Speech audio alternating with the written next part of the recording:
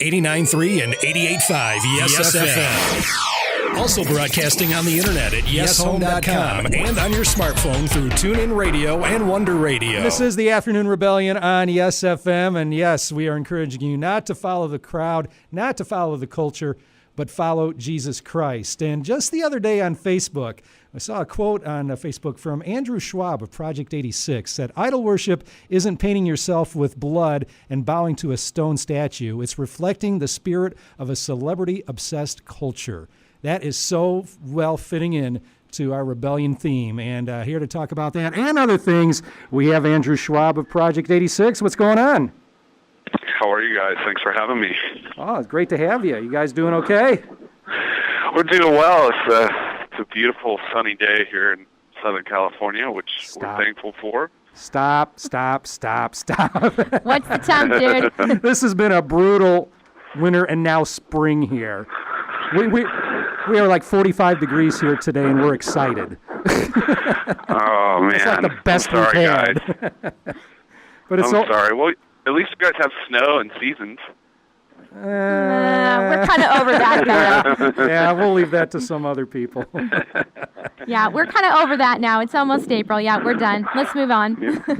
Well, hey, loved your quote on Facebook the other day. What inspired that? I have been just doing a little bit of study on my own, working on, I think we talked about this the last time I was on, but I released a book recently called The Tin Soldiers, which is a book written for guys who are, battling to find purpose, basically. I meet a lot of guys who don't know where they're going in life and seem to be tossed to and fro by the waves of everything around them, especially, the flood of information and imagery that we seem to be bombarded with every day, as well as just culture as a whole. It seems like one of the sort of unwritten laws of, especially living in America, is that celebrity or popularity or fame or whatever you want to call it, and whatever various form it takes, is kind of like, the obsession for all of us. And that's inside and outside the church. I just see the influence of that on the way that we think, pretty much on every aspect of life and with every person that I meet. It seems like we're all sort of fighting with one another to outdo one another in terms of recognition and status, or, there's 100 different words you could use for the term, but it's really just a reflection of the way that we prioritize celebrity in our culture. Yeah. And what are some specific examples maybe that stand out in your mind on some figures that are kind of over-idolized? Or? Yeah, I would almost say different manifestations of that sort of spirit in our culture is like, I would say, just looking at culture as a whole, the overemphasis on, the follow me culture of social networking is a really obvious one.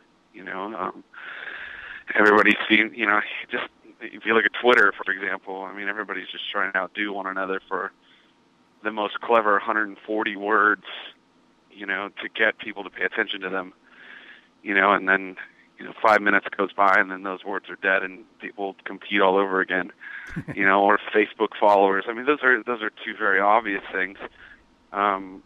Really, though, it's a little bit more subversive than just social networks. I think, people are deriving, or thinking, meaning is derived in our world more and more from the idea of sort of attaining some sort of public status. I've experienced that in the music industry, obviously, whether it's on the Christian side of things or not. Meaning or value is attributed to whether or not your band sells a ton of records, or how many kids showed up to your show. And it's almost like music is secondary to that these days. The quality of the music, or the artistic creativity. That it's the only thing that people seem to care about these days is whether or not you sell records and sell show tickets. And if you travel to other cultures, we've had the benefit of touring outside of the United States quite a bit. It's just different. It's not as, people don't fixate on numbers as much as Americans do. Inside the church, you see it as well. It just takes a different form. Orthodox Church. Over the last couple of decades, you've seen the rise of sort of the megachurch with the celebrity pastor, and sort of ministries are built and also fall upon the this sort of character of that celebrity pastor, and you see that in parachurch ministries as well. A great example is the Invisible Children sort of phenomenon. Here's a social activism platform or organization that was built upon helping out children who are being stolen into slavery in Africa, and so much as that company sort of gained momentum in the public eye, Jason Russell, the guy who started the company, it became more and more about his, whether it was intentional or not on his part, people linked, the meaning of that movement with his sort of status as a public figure. Well, then when he had his nervous breakdown and, the video of him freaking out on the street corner, kind of went viral, people lost sight of all of the good things that organization was doing, and the Coney video sort of became a parody of itself in the sense that, here's the celebrity that was linked to that. He fell, as all people do, and went through a really hard time, and it sort of detracted from, some of the good things that were happening with that organization. I mean, that's just one example, but it could go on for quite a while, I guess. We're talking with Andrew Schwab of Project 86, the new CD, Wait for the Siren, out now. And Andrew also has a book called Tin Soldiers. Now, as in our afternoon show, we have a theme of, hey, be a rebel, don't follow the crowd or don't follow the culture, but follow Jesus Christ and the Bible. With all that we've been discussing, what are some ways that we can do that, to be a rebel in this culture and do it effectively in a way that God would want us to do? Well, so many of the things, that influence us to become the people that we are subtle and subversive influences. When we're talking about, an obsession with celebrity, that's not something that we normally think about throughout our day. You know what I mean? Yet it's something that works on us throughout our day, as we navigate the internet or as we watch television or as we view, and read magazines and see billboards, et cetera, and walk throughout the mall.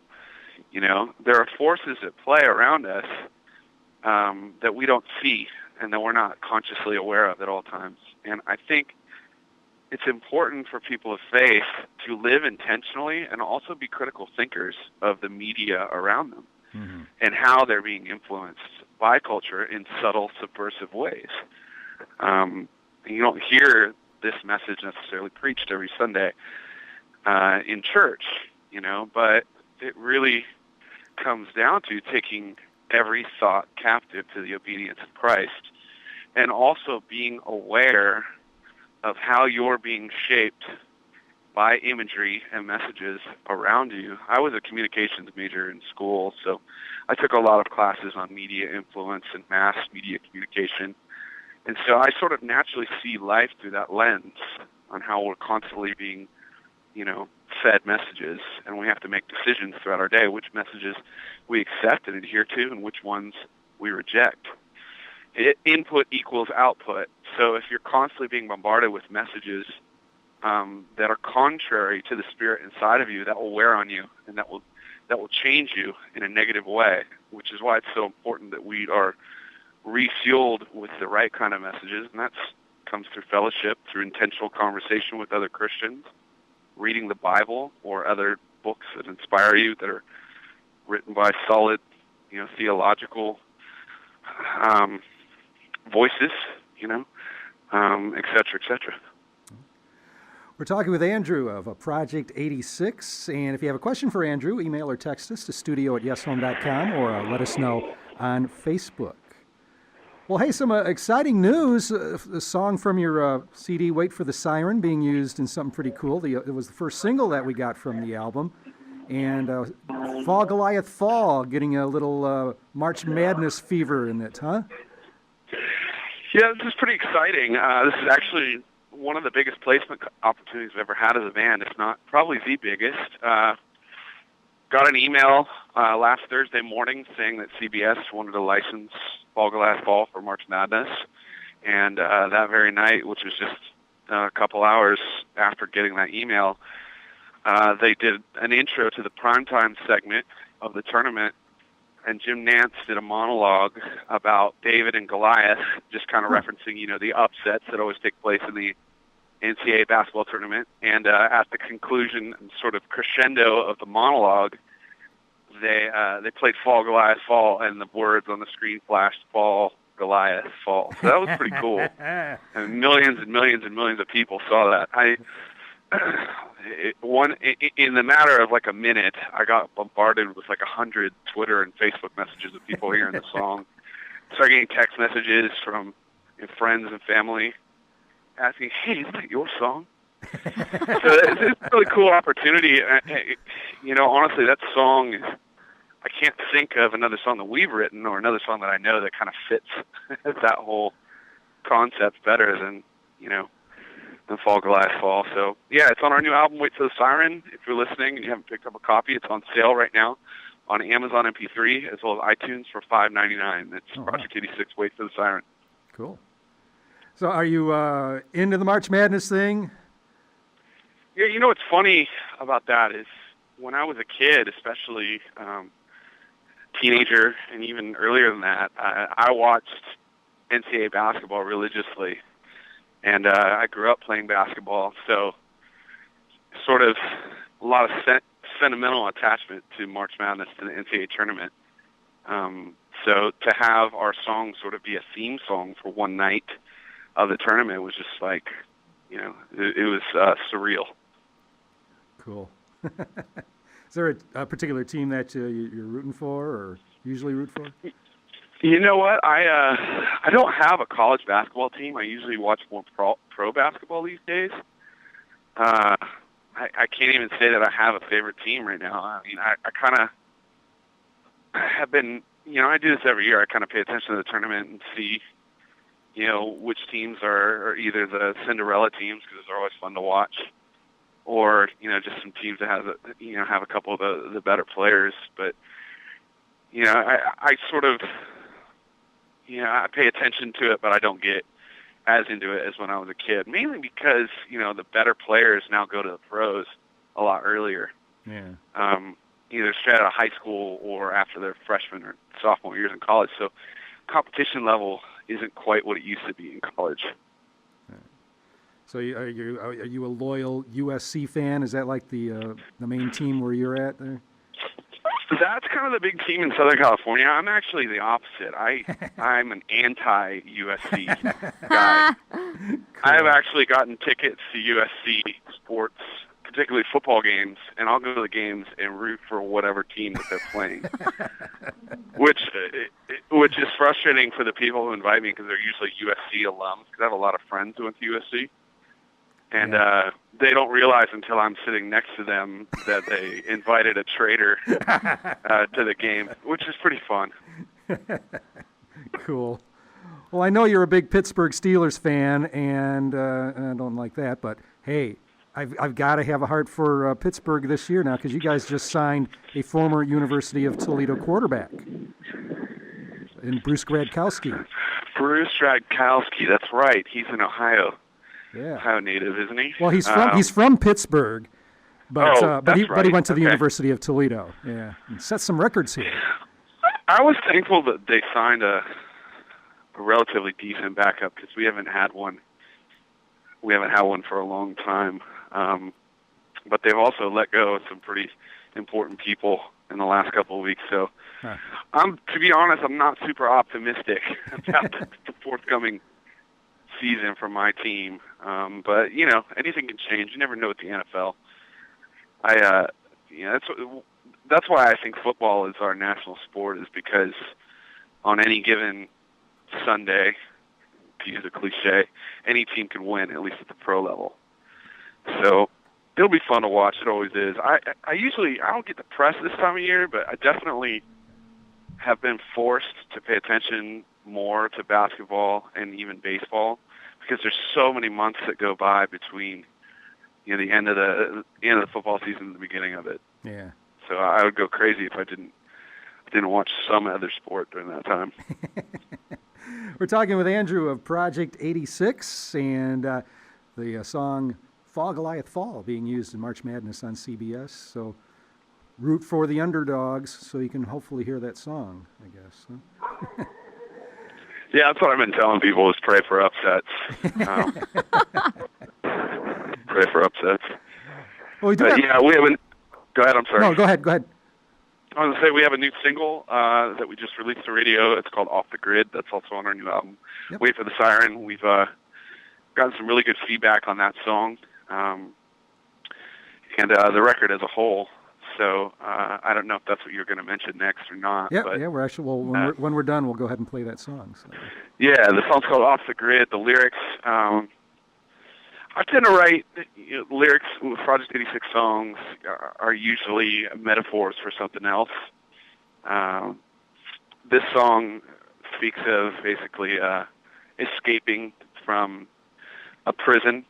Sort of the imagery involves, taking your way out of a situation, that you're trapped in. In the spiritual way, it's about a leap of faith that you could take when you're in a situation that you feel trapped in, and the freedom that you can experience when you actually trust God and decide to, get out of a circumstance that's unhealthy for you. Cool. Yeah, we'll play that song in just a bit. But real quick, got a question on Facebook from Chad. Says, who are some of your metal influences? Metal influences. I don't listen to a ton of metal music now, mainly because a lot of it tends to run together and sound similar to one another. I would say the bands traditionally that have influenced me are bands like Iron Maiden or Slayer or Metallica. Those are the bands I listened to when I was a kid. If I listen to anything that's metal now, it's probably bands like Meshuggah or Botch, bands that sort of have their own sound, sort of outside of the glut of the last 10 years of metalcore, if that makes sense. I don't listen to a lot of metalcore. All right, cool. All right. Well, where can people go to find out more information about the band, get the CD, and find out more information and get the book Tin Soldiers? If you go to project86.com, the first thing you'll see is a window to watch our new video for Fall Goliath Fall. There's also at the bottom of that page links to Amazon MP3 as well as iTunes, where you can get the album for $5.99 right now. And then if you enter the site, there's a music player on there where you can sample some of the songs off the new record and also get information on anything that you would want to know about the band. Cool. So project86.com. All right. Well, Andrew, thanks for spending some time with us this afternoon. Hope the family's good. Yeah, man. You enjoying being a father? Yeah, of course, man. It's the best part of life for me right now.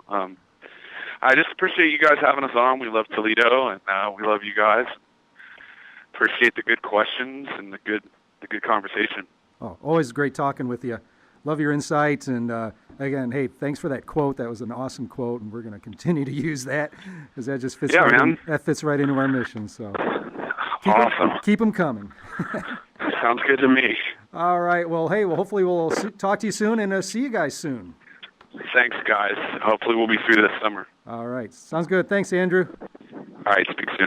Yes, FM.